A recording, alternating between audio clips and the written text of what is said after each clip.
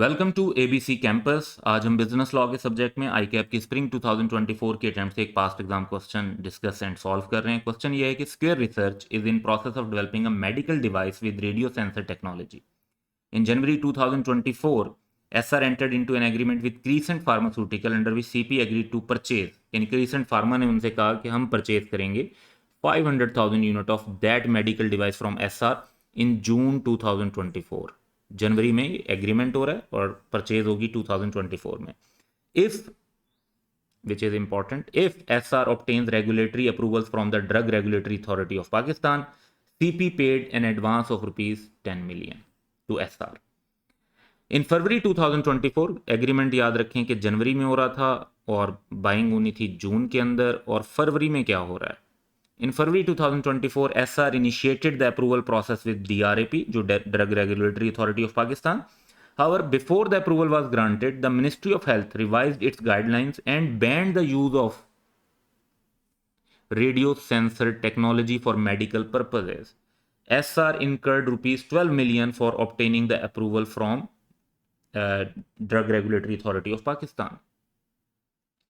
Under the provisions of Contract Act 1872, evaluate CP's position and identify the remedies available to it if any.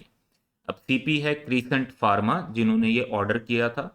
अब पहली बात तो ये कि देखें कॉन्ट्रैक्ट जो है ना वो इफ पे डिपेंडेंट था, तो पहला पर्सपेक्टिव हम इसी पर डिस्कस करेंगे कि सप्लाई ऑफ मेडिकल डिवाइसेस जो है वो कंटीजेंट थी upon SR obtaining the required regulatory approval from drug regulatory authority.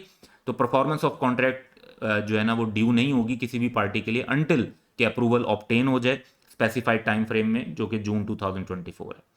अब यहाँ पर फर्दर इशू ये आता है कि जो बैन कर दिया मिनिस्ट्री ऑफ हेल्थ ने, ये एक्ट जो है वो एसआर के कंट्रोल में नहीं है और अनफोर्सीन है, जिससे फिजिबिलिटी और फुलफिलिंग द कॉन्ट्रैक्ट जो है ना कंटीजेंट कॉन्ट्रैक्ट है वो इम्पॉसिबल हो चुकी है, क्योंकि जो चीज़ लीगली अलाउड ना हो वो फिर सुपरवीनिंग इम्पॉसिबिलिटी में आ जाएगी, तो contract has become impossible to perform. ये नेक्स्ट इशू है।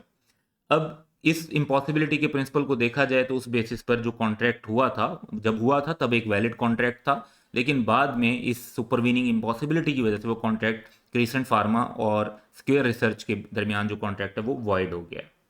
अब जब ये कॉन्ट्रैक्ट वाइड हो गया है तो अकॉर्डिंगली सीपी ने जो अपना एडवांस दिया हुआ है 10 मिलियन का, ये वो वापस ले सकते हैं, और सीपी जो है वो जो 12 मिलियन की कॉस्ट लगाई है एसआर ने उसके लिए लाइबल नहीं होगा और अपने एडवांस के पैसे ले सकता है, क्योंकि दोनों पार्टीज में से किसी का इसमें कसूर नहीं था। जिसकी जो कॉस्ट लग गई, जो एडवांस था वो वापस होगा, कॉन्ट्रैक्ट अब परफॉर्म नहीं किया जा सकता। That's all for today. Have a good day.